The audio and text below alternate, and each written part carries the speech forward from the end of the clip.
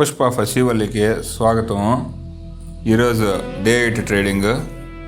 నిన్నట్టు అనుకున్నామో లేదో శిఖావత్ మామ రాకూడదని ఈరోజు వచ్చినట్టే వచ్చినాడు. కానీ మనము చాలా తెలివిగా తప్పించుకున్నాము. మార్నింగ్ నిఫ్టీ సెటప్ చూసే ఒక బ్లూ జోన్ గీసినాము.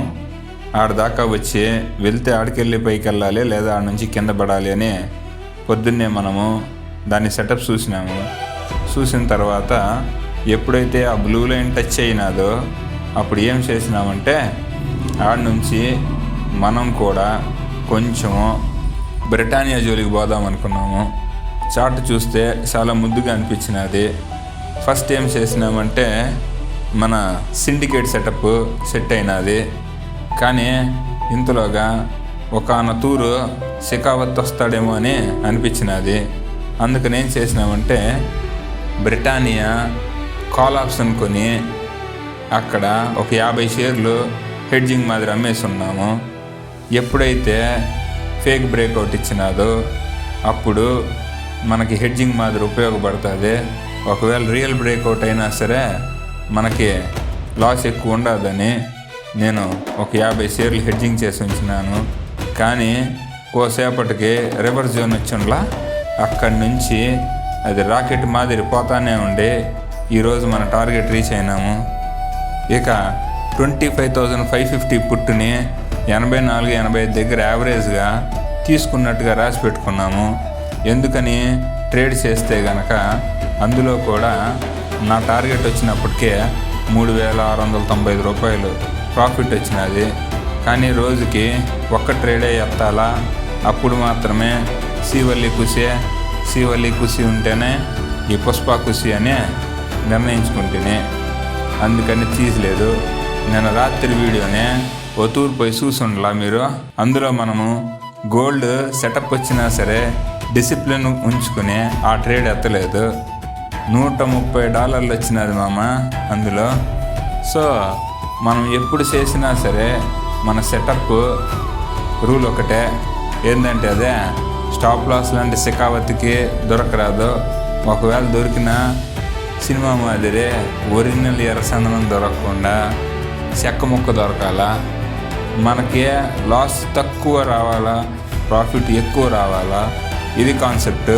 ఈరోజు మాత్రానికే నేను గనక ఆ టైంలో స్టాప్ లాస్ హంటింగ్ని కనుక చూసుకోలేదని ఉంటే నేను ఈరోజు నిజంగానే లాస్లో ఉండేవాడినే, శిఖావతికి దొరికిపోయేవాడినే. కానీ అప్పుడు అనుకోకుండా ఒక 50 షేర్లు తీసుకున్నందుకు గాను ఈరోజు టార్గెట్ రీచ్ అయినాము. మొత్తానికి డే 8 కూడా ప్రాఫిట్ జరిగినది. బాధాకరమైన విషయం ఏంటంటే గోల్డ్ ట్రేడ్ కూడా తీసుంటే బాగుండేది. కానీ డిసిప్లిన్ని మరువు రాదు ఎప్పుడు కూడా. ఒకసారి డిసిప్లిన్ ఓవర్ ట్రేడింగ్లో పడినామంటే 3 లక్షల నుంచి 3 కోట్లు కాదు కదా, 30 కోట్ల నుంచి 3 రూపాయలు వచ్చి ముష్టెత్తుకునే వాళ్ళ తయారవుతాము. ఇది నా అనుభవం. అందుకనే నేను ఓవర్ యాక్షన్ చేయకుండా ఉన్నదాంతో డైలీ ఒక ట్రేడు, ఒక స్టాప్ లాస్, ఒక టార్గెట్ అని మాత్రమే అనుకుంటున్నాను. అదే ఫాలో అవుతూ ఉన్నాను. ఈ రోజుకింతే. మళ్ళీ సోమవారం కలుద్దాము. అప్పటిదాకా ఈ ఛానల్ని మీకు నచ్చినంత వాళ్ళకే షేర్ చేసి కొంచెం సబ్స్క్రైబ్ చేయమని చెప్పండి. కొత్త ఛానల్, మంచి కంటెంట్, నా జీవితంలో నేను నేర్చుకున్నటువంటివన్నీ చూసి పెడతా ఉన్నాను. నా జీవితంలో నేను ఇప్పుడు దాకా పడ్డ కష్టాలన్నీ కూడా మన అన్నదమ్ములు పడకూడదనే ఒక ఛానల్ పెట్టినాను. నచ్చితే లైక్ చేసి షేర్ చేసి సబ్స్క్రైబ్ చేయండి. 3 లక్షల నుంచి 3 కోట్ల జర్నీకనే పెట్టినాను. చూద్దాము ఎన్ని రోజులకి వెళ్తాను అనేదే. అసలు వెళ్ళనా అనేదే రాను మీకే తెలుస్తుంది. 8 రోజులు డైలీ సక్సెస్ వచ్చినది.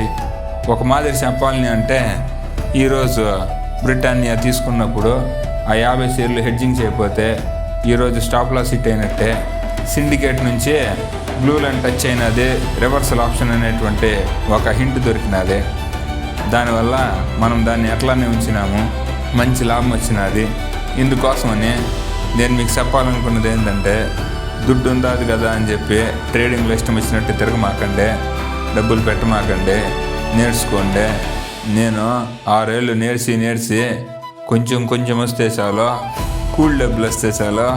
ఎందుకంటే పుష్పాన్ని కూడా కూల్ నా కొడక అన్నారు కదా, అలా కూల్ డబ్బులు వస్తే చాలు, తర్వాత సిండికేట్ నడపచ్చు అని మెల్లమెల్లగా స్టార్ట్ చేసినాను.